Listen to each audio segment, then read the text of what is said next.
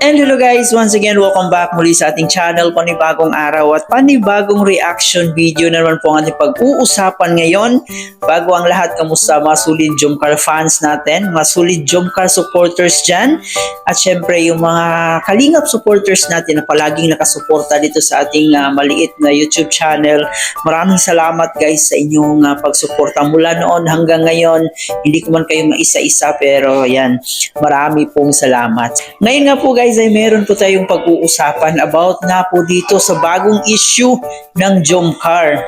So kung napapansin niyo po dyan ang ating title, no?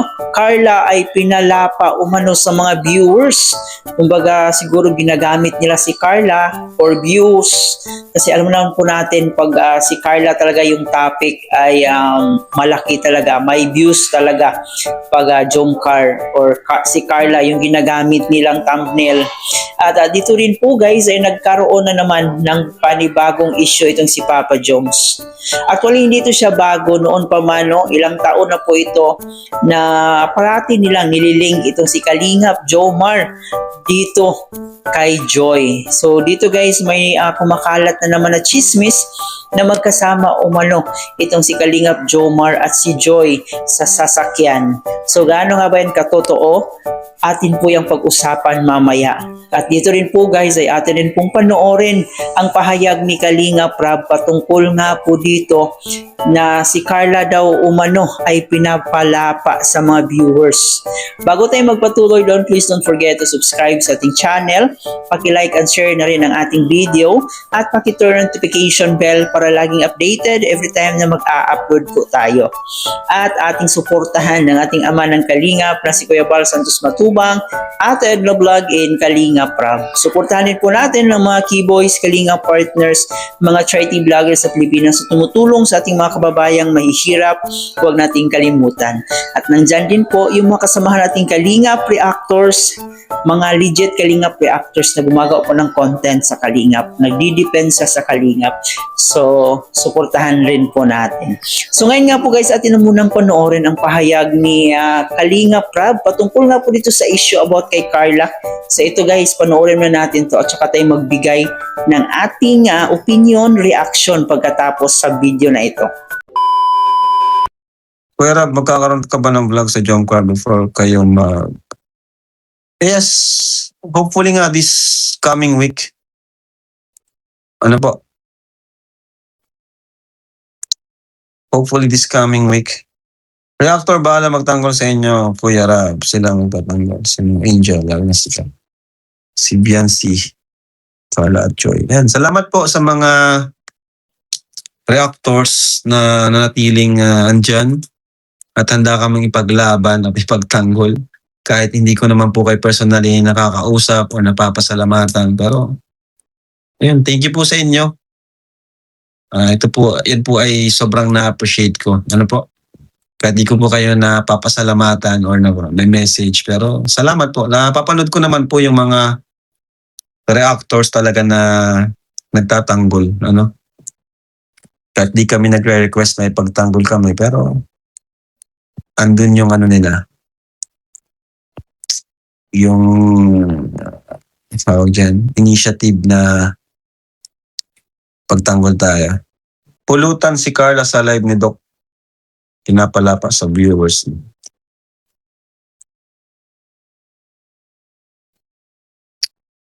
Ayan, sigurado, pag nabasa na naman ni Carla yung mga ganyang masasaktan na naman yun. Hirap kasi talaga kapag ang pinapalapa natin yung mga Kalingap Angels, wala naman po kasi yung kalaban-laban kasi hindi naman yan mga vlogger. So, dapat wag natin idamay yung mga Kalingap Angels sa mga ganitong laban. Di ba? Kasi mga bata pa yan at di naman yan sanay sa ganito. Kung meron kang kalaban, vlogger ang hindi yung mga Kalingap Angels na walang kalaban-laban. It's better na lang na wag na lang natin pansinin yung mga ganong content kasi lalo na kung di na Kalingap Kasi wala po kayong makukuha doon talagang puro negativity lang makikita niyo po. Ako, di ako nanonood sa mga mga alam kong mga alam kong puro negative lang yung makikita natin or mapapanood. Huwag na lang yung panoorin yan. Kayo lang pong may stress. Pero tinakbuhan siya. Ang bira. Nakatakas si Carla, guys. Nakatakbo. Marami naman po nakafocus din sa charity. Yan, sila Kalingap Mikoy, ayan. Sila Papa Jom, sila Edu. Tutuwa nga ako kasi maganda tong nangyari din. Di ba, yung nagkanya-kanya muna kami, kasama ko mga beneficiaries. Kasi dahil doon, mas nakakapag-scout sila, nagagawa nila yung gusto nila, yung creativity nila na ipa-practice nila, na-apply nila. Kaya yun, maganda yung nangyari ngayon na sabi ko nga sa kanila, mag-scout kayo, pag may na-scout kayo, refer nyo sa akin. Pero kung gusto nyo naman kayong kayo nang bahala dyan. Diba? At ngayon, kung may gustong kung may ilalapit sa akin, hayaan na sa akin, di ba? Huwag paubayan nyo na lang sa akin. Kasi ayoko na yung ilalapit sa akin tapos pagkatapos kung pabahayan, iba na mag-vlog. Ang pangit na ng ganun, basta ang pangit na ng ganung rules, di ba? Dapat kung naipasa na, huwag ka na mag-expect. Kasi kaya nga ipinasa kasi di mo kayang tulungan. Di ba? Tapos after matulungan, saka ka naman papasok. So, ayun. Kung naipasa mo na, hayaan mo nang ako na yung Kasi, katotoo lang, pag may ibang nag-vlog, di ako nangingialam. Kasi, tapos, minsan nga nainis ako kapag may ibang nag-vlog dyan, tapos, minsan may nagko-comment na, Rab, tulungan mo naman si ganyan. Kasi nga, napanood nila doon sa vlog ng iba na kawawa naman. Kaya nga po may nag-vlog na doon, ibig sabihin, siya na dapat tumulong doon. Di ba? Kaya nga po binlog niya, so dapat, mo na yan, kung makakargo mo na yan, responsibilidad mo na yan. Kaya po minsan pag ganun, hinahayaan ko na lang pag may ibang nag-vlog. Kaya pag nilapit sa akin, dapat, hayaan na muna ako. Maliban na lang ako mismo nagsabi na, ikaw na magbahala sa kanya, ha? Ikaw na bahala dyan, alagaan mo yan. Diba? Kaya, ayun. Kung may naka-scout, tapos inilapit sa akin, hayaan na muna ako. Hayaan na muna ako mag-vlog. Dapat gaya nila si Boss Eds, di na nakialam sa mga score niya. Ayun, si Edu, si Supermac, di ba? Marami ang na-scout na nag-viral, pero hinayaan na lang ako. Kasi pag may ibang vlogger na pumapasok talaga, doon nagmumula yung mga issue. Minsan ginagawan pa ng issue. Di ba? Kahit hindi naman sobrang issue, may mga clickbait. Parang ganun. Tapos, ang mangyayari sa akin na naman yung sisi, ganun. Sa amin na naman ni Kuya Bal yung sisi. Kaya, sana naman, respeto. Bigyan naman kami ng respeto kahit papaan. So yun na nga po guys, uunahin po natin dito yung issue ni Kalingap Jomar. So may mga kumakalat po dito, may mga comment po tayong nakikita na yung kasama daw umano ni Joy doon sa isang sasakyan ay si Kalingap Jomar. Kasi doon sa video guys ay nandun si Joy sa loob ng sasakyan at may part doon na yung buhok lang yung nakikita. And siguro akala nila na si Kalingap Jomar yun kasi medyo kulot yung buhok at saka dito lang yung nakikita, hindi nakikita yung mukha.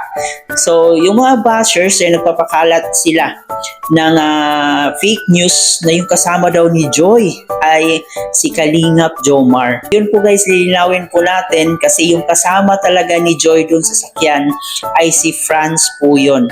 So hindi po magkasama si Kalingap Jomar at saka si Joy. Noon pa man din ay palagi na talagang inuugnay nila itong si Joy at saka dito si Kalingap Jomar. No? Iwan ko dito sa mga bashers kung bakit gusto talaga nilang ipagpipilitan si Kalingap Jomar at saka si Joy. Ialam naman po natin na si Kalingap Jomar ay para lang po kay Carla Bells. At si Joy naman, meron na pong panibagong love team.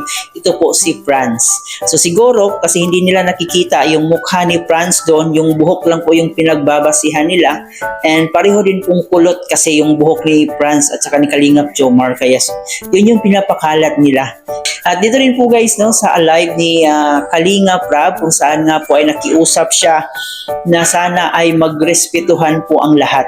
At sana ay wag pong gamitin ang mga key angels. Pakiusap ni Kalingap Rab na sana siya lang ang makapag-vlog ng mga key angels. Siya yung magbablog kasi siya ang nagpapaaral, siya ang nagbibigay ng allowance. So yung pakiusap po niya na irespeto yung kanyang mga rules. At saka dito rin po guys, nagbahayag rin po siya patungkol nga po dito sa issue kay Carla na pinapalapa umano sa mga viewers, no, ginagawang pulutan sa mga live. So nakikiusap si Kalingap Rab na hanggat maaari ay itigil nyo na po yung paggamit dito kay Carla. So yun lang naman po yung hinihiling niya, no, respeto dito sa mga beneficiary niya. Minsan kasi sa sobrang kabaitan ni Kalingap Rab ay inaabuso na siya. No, may mga tao din kasing abusado and yun ginagamit yung kahinaan ni Kalingap Rab kasi nakikita nila ay okay lang to kay Kalingap Rab. Sobrang bait ni Kalingap Rab kaya yung iba tinitake advantage nila yung kabaitan ni Kalingap Rab. And si Carla Bells din, sobrang bait din kaya minsan ay ginagamit nila ito para sa kanilang sariling interest. So, nakakalungkot lang kasi may mga tao talagang ganyan. So yun guys, ang ating update dito sa Jomcar at dito sa pahayag ni Kalingap Rab. Kayo ba guys, ano yung makomento nyo patungkol sa ating topic ngayon? I-comment nyo po dyan sa ating comment section. Muli po, maraming salamat. Ito po yung host na si Chloe TV. Thank you for watching.